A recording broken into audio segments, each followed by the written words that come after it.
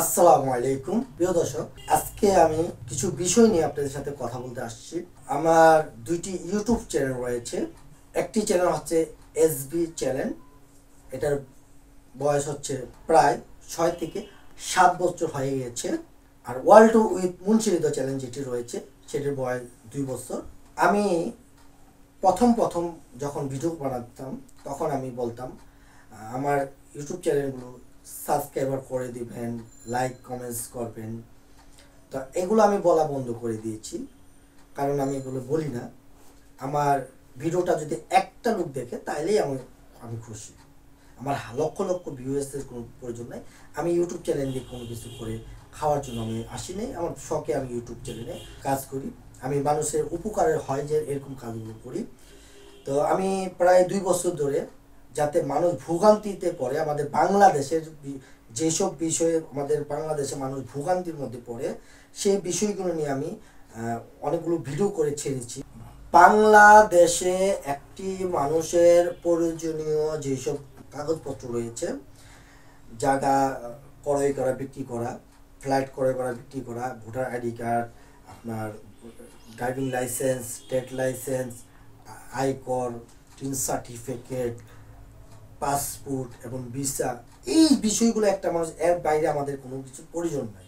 এই সেক্টরগুলোতে যেভাবে দালালের দৌরাত্ম্য, দালালে যেভাবে মানুষকে ভয় দেখাইয়া এবং সরকারি যারা কর্মরত রয়েছে, কর্মচারী বিভিন্ন দপ্তরে, তারা মানুষকে যেভাবে ভোগান্তিতে ফালায়, সেইগুলো বিষয় নিয়ে আমি আসলে ভিডিওগুলো করেছি।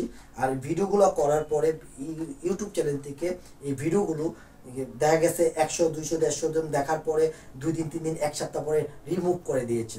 আমি আপনাদেরকে দেখাবো আমার ভিডিওগুলো।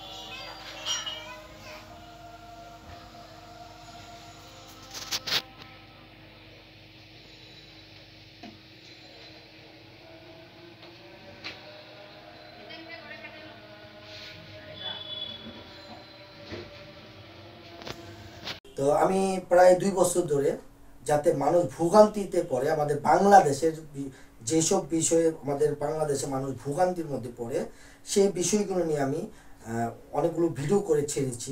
যেরকম, যখন বাংলাদেশের মানুষটা বাংলাদেশের নাগরিক হিসাবে যেটা সর্বপ্রথম প্রয়োজন, ভোটার আইডি কার্ড। এই ভোটার আইডি কার্ড কারো যদি নাম ভুল হয় বা কোনো কিছু হয়, সেই যে বিষয়গুলো নিয়ে আমি মানে কীভাবে করতে হয় সেগুলো, আপনার জায়গা ক্রয় করে, যখন জায়গা ক্রয় করে যেই রেজিস্ট্রি অফিস রয়েছে, রেজিস্ট্রি অফিসে কীভাবে দালাল ছাড়া আপনি জায়গাটাকে রেজিস্ট্রি করবেন। তো আমি কিভাবে করলাম, আমার আসলে মূলত আমরা 8 বন্ধু মিলে একটি জায়গা কিনেছি। এটা হচ্ছে আমাদের দলিল। 8 বন্ধুর যে, আমাদের 8 বন্ধু মিলে যে জায়গাটি কিনে, সেই জায়গা কিনতে যে আমিও অনেক ভোগান্তির ভিতর পড়েছি। তাই ভেবেছি আসলে দালাল ছাড়া কীভাবে।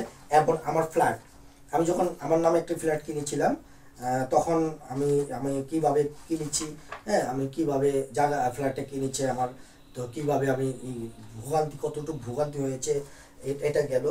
এটা হচ্ছে জায়গা একটা, মানে যখন রেজিস্ট্রি করতে গেলে মানুষ জায়গা কীভাবে কতটুকু ভোগান্তি হয়, যাতে মানুষ, আমি ভোগান্তি পড়েছি যাতে অন্য কেউ ভোগান্তিতে না পড়ে, সেই জন্য দালাল ছাড়া কীভাবে করা যায় সেই ভিডিও তৈরি করেছি। সেই ভিডিওটি ইউটিউব চ্যানেল রিমুভ করে দিয়েছে। এরপরে আসেন, আমি আপনাকে মানে আমাদের বাংলাদেশে যা যা প্রয়োজন হয় আমি আপনাকে বলি। আমার লাইসেন্স, আমার টেস্ট লাইসেন্স, যারা ব্যবসা করতে যাবেন তাদের টেস্ট লাইসেন্স প্রয়োজন হয়। এই যে আমার টেস্ট লাইসেন্স, এটা হচ্ছে আগে বই ছিল, মূলত আগে বই ছিল।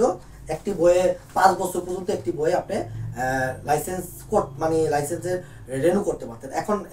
এখন বই নেই, এখন বর্তমানে হচ্ছে আপনার ডাইরেক্ট অনলাইনের মাধ্যমে এই যে অনলাইনের মাধ্যমে আপনার লাইসেন্স, অনলাইনের মাধ্যমে। তো একটি লাইসেন্স করতে গেলে মানুষের কীভাবে কতটুকু কষ্ট হয়, দালাল ধরতে হয় কেন, কী কারণে, এই নিয়ে আমি বলেছি।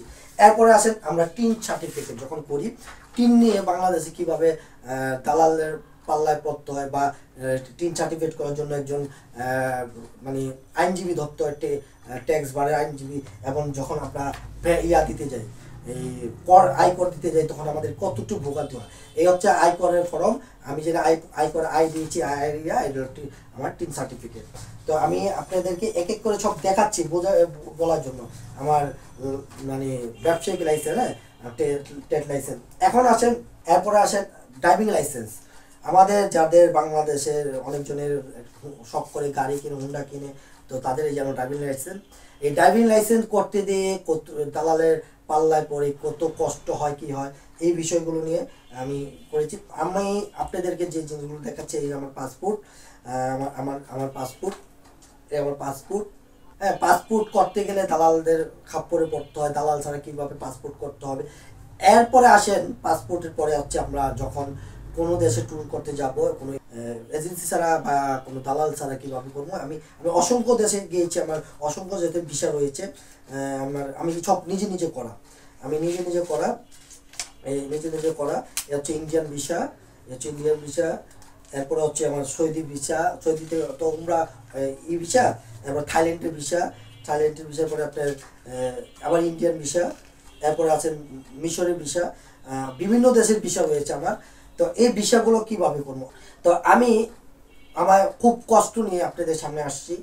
আমি এই বিষয়গুলো যখন আমি এই জিনিসগুলো যখন করতে গিয়েছি, বিভিন্ন পদক্ষেপে বিভিন্ন জায়গায় আমাকে অনেক কষ্ট ভোগান্তি ভুগতে হয়েছে, কারণ আমি দালাল ছাড়া করার চেষ্টা করেছি, এবং দালাল ছাড়া কীভাবে করা যায় এই বিষয়গুলো নিয়ে আমি ইউটিউবে অসংখ্য ভিডিও বানিয়ে ছেড়েছি। এক একটি জন্য, পাসপোর্টের জন্য আলাদা একটা ভিডিও, আমার লাইসেন্সের জন্য আরেকটা ভিডিও, ভোটার আইডি কার্ড নিয়ে আলাদা একটি ভিডিও, এবং ট্রেড লাইসেন্স নিয়ে একটি আলাদা একটি ভিডিও তৈরি করেছি।